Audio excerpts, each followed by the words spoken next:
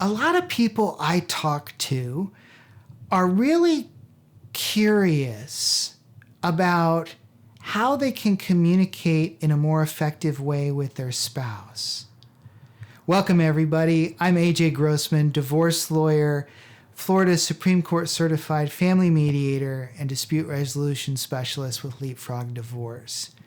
So how do you communicate better in a divorce? I am the only attorney in the state of Florida with an LLM degree, that's a Master of Laws degree, from the #1 ranked dispute resolution program in the country at the Strauss Institute at Pepperdine University School of Law in Malibu, California. And I had an amazing professor at that time, that was over a decade ago, whose name is Bill Eddy. And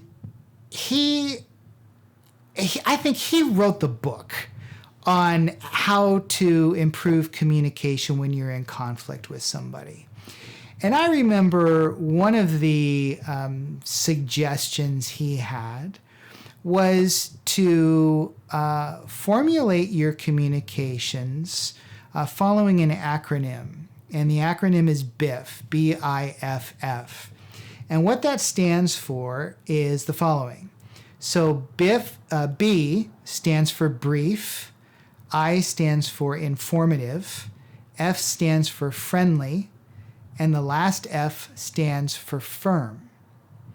And so you want your communications to be brief, informative, friendly, and firm. So what that means is when you're trying to communicate with your spouse, instead of getting on a soapbox, if you will, and taking 15 or 20 minutes to respond to a simple question, you want to be brief. And you want to eliminate as much judgment, as much assigning of blame as possible, and just keep it informative. So what I mean by informative is if your spouse asks you,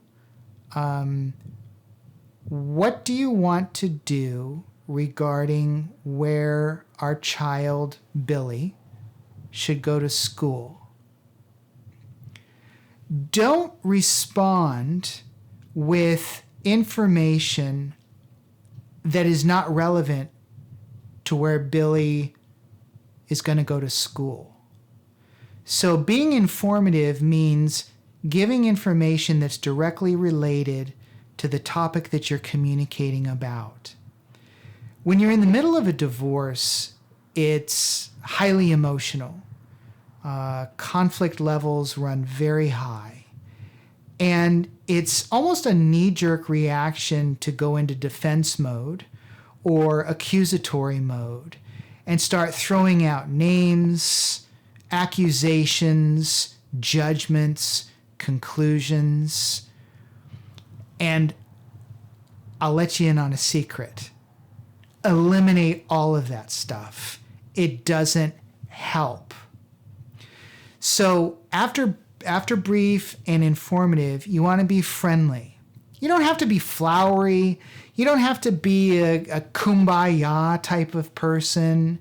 You just need to be friendly. And being friendly means just what I said before, not throwing in any name calling, not throwing in any negative judgments like you're just a stupid idiot. That's never helpful. Or stop being a child. You don't know what you're talking about. That's not helpful. So be as friendly as possible. And here's another tip. If you're writing an email or you're writing a text, go ahead and write a draft and then let it sit. Let it sit for a few hours. Let it sit for 24 hours. Let it sit for a couple of days. And then go back and read it again and see if it's brief, informative, and friendly. If it isn't, then change it and make it brief, informative, and friendly, and then send it. So the last F is firm. So you want to be very clear in your communication, and you want to be firm. If there's something that is important to you and you feel like you've compromised a lot already and you're unwilling to compromise, then give a very firm response. For example, your spouse might say, I know this is unexpected, but I was planning to go to SeaWorld this weekend, and I know it's not my time with our son Billy, but I'd like to be able to take him with me. Well, if you've got plans already set with Billy, then it is perfectly okay to respond with brief, informative, friendly, and firm, excuse me, and say, I can appreciate you wanting to take Billy on your fun day. Unfortunately, that's not going to be possible because I've already planned for him to do this with me since it was my weekend to spend time with Billy. That's all you have to say. It's brief, it's informative, it's friendly, and firm. So again, this is an incredibly valuable tip from my professor, Bill Eddy. I use it daily. My wife uses it daily. Everybody I talk to about it who tries to use it is amazed at its effectiveness. So that would be my number one tip on how to communicate more effectively in a divorce. Make all of your communications follow that formula, and I think you'll find that the responses to your communication and your communication answering questions that your spouse has asked will be much more effective. Thank you so much for watching. I hope you found this video helpful. If you did, please consider liking it and subscribing to my channel. I'm releasing new videos all the time. Again, I'm AJ Grossman with Leapfrog Divorce. Have a wonderful day and be well.